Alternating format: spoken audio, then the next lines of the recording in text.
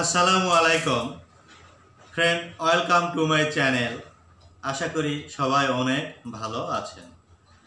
বন্ধুরা, আজকে আমরা রেগুয়েক সিরিজের R8 এবং R9 দুইটি ড্রপস নিয়ে আলোচনা করব। মূলত একটি ড্রপস নিয়ে আলোচনা করব, দুটির ড্রপস সম্পর্কে বিস্তারিত আলোচনা পাওয়া যাবে। কেননা রেগুয়েক গ্রুপের এখানে R8টি সাধারণত কফ সিরাপ হিসেবে তৈরি করা হয়েছে এবং R9 সাধারণত কফ ড্রপস হিসেবে তৈরি করা হয়েছে। এটি সাধারণত কাশি, শুষ্ক কাশি এবং ব্রঙ্কাইটিস, হাঁপানি এই ডিজিজগুলোতে অত্যন্ত কার্যকরী। ফ্রেন্ড, আমরা আজকে R9 সম্পর্কে বিস্তারিত ধারণা নেব। R9 এবং 8 যেহেতু পাশাপাশি, 9 সম্পর্কে মোটামুটি একটা ধারণা নিতে পারলে সেটি 8 হিসেবেও ব্যবহার করা যাইতে পারে। ফ্রেন্ড, আমরা প্রথমে যেটি জানবো যে এই R9 ড্রপসটি কোন কোন ডিজিজে ব্যবহার করা হয়। সাধারণত এটি রেগুয়েক গ্রুপের কফ ড্রপ হিসেবে প্রস্তুত করা হয়েছে এবং এটি সাধারণত কি কি ডিজিজের উপরে ব্যবহার করা হয় সেই রোগ নির্দেশনা জানবো এবং কোন কম্বিনেশন কি কি কাজে কি কি ডিজিজে ব্যবহার করা হয়ে থাকে, কোন কম্বিনেশন কি কি রোগে কাজ করে। ফ্রেন্ড, এখানে রোগ নির্দেশনাতে আমরা দেখতে পাবো যে শ্লেষ্মা জনিত যে কোনো শ্বাসকষ্ট বা কাশিতে অত্যন্ত কার্যকরী হচ্ছে এই R9 ড্রপস। এটি সাধারণত বিশেষভাবে ব্রঙ্কাইটিস এবং হোপিং কাশির সাথে যদি কফ আসে, শুষ্ক কফ, সেক্ষেত্রে অত্যন্ত কার্যকরী। শ্বাসনালীর সংক্রমণ যদি থাকে, ব্রঙ্কাইটিস অর্থাৎ ব্রঙ্কিনিউমোনিয়া বা হাঁপানি যদি থাকে, সেক্ষেত্রে অত্যন্ত কার্যকরী হচ্ছে এই R9 ড্রপ। এটি সাধারণত যদি যক্ষা রোগের কারণে কাশি হয়, সেক্ষেত্রেও খুব সফলতার সহিত ব্যবহার করা হয়ে থাকে।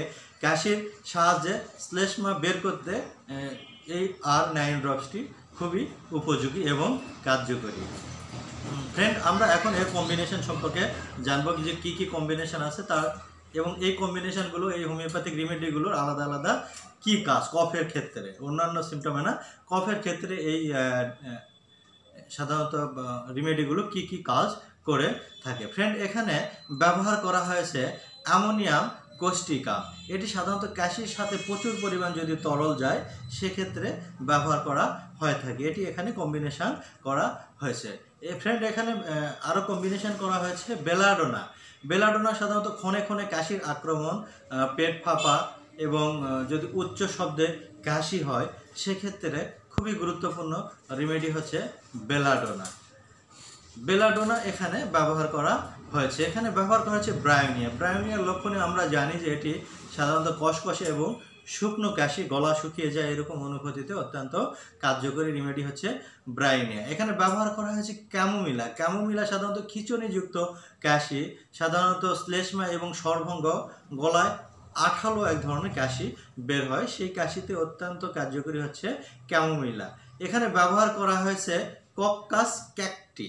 এটি আরেকটি চমৎকার হোমিওপ্যাথিক রেমেডি। এটি সাধারণত কাশির সাথে আঠালো ঘন কফ যদি বের হয়, সেক্ষেত্রে খুবই কার্যকরী হোমিওপ্যাথিক রেমেডি। এখানে ব্যবহার করা হয়েছে কুপ্রাম অ্যাক্টিকা, আরেকটি চমৎকার হোমিওপ্যাথিক রেমেডি, যেটি হঠাৎ সজোরে কাশি যদি হয়, হঠাৎ কাশি আসলো এবং সজোরে খক করে শব্দ হয়, সেই কাশিতে অত্যন্ত কার্যকরী হচ্ছে কুপ্রাম অ্যাক্টিকা। বন্ধুগণ, এখানে ব্যবহার করছে ড্রসেরা। ড্রসেরা হোমিওপ্যাথিক রেমেডিটি কাশির জন্য খুবই চমৎকার একটি, সর্দি এবং কাশির জন্য খুবই চমৎকার একটি হোমিওপ্যাথিক রেমেডি। সাধারণত কাশতে কাশতে দম বন্ধ হয়ে আসার উপক্রম হয়, আকস্মিক যদি হাঁপানি অর্থাৎ অ্যাজমা যদি আক্রমণ করে, কাশতে কাশতে অ্যাজমার একটা উপক্রম, সেক্ষেত্রে কার্যকরী রেমেডি হচ্ছে ড্রসেরা। এই রেমেডির পাশাপাশি এখানে আরও ব্যবহার করে হয়েছে ইপিকা, স্পাইজেলিয়া সহ আরও 12টি হোমিওপ্যাথিক রেমেডির সমন্বয়ে কম্বিনেশন করা হয়েছে R9 কফ ড্রপসটি। এটি সাধারণত ঘরোয়া টিপসের ক্ষেত্রে সেবনবিধি হচ্ছে 1 ঘন্টা পর পর। কাশির প্রকোপ যদি বেশি থাকে, সেক্ষেত্রে প্রতিদিন 1 থেকে 2 ঘন্টা পর পর 15 থেকে 20 ফোঁটা ড্রপস খাবার আধা ঘন্টা আগে সেবন করতে হবে। রেগুলার কয়েকদিন, 3-4 দিন সেবন করলে যত শক্তিশালী কফ হোক না কেন, সেগুলো রিমুভ হয়ে যায়। পাশাপাশি কনস্টিটিউশনাল বেসে একক রেমেডি অ্যাপ্লাই করলে আর ব্রঙ্কাইটিস হওয়ারও চান্স থাকবে না। ফ্রেন্ড, এ ছিল R9 ড্রপসের ইনফরমেশান এবং কম্পোজিশন, রোগ নির্দেশনা এবং বিভিন্ন রেমেডির কার্যকরী ও সেবনবিধি। যদি ইনফরমেশানগুলো ভালো লাগে অবশ্যই শেয়ার করে আরেকজন দেখার সুযোগ করে নেবেন। আবার পরবর্তীতে আমরা আসবো নতুন একটি সিরিজ নিয়ে। সে পর্যন্ত সবাই ভালো থাকবেন এবং আমাদের চ্যানেলের সাথে থাকবেন। আসসালামু আলাইকুম।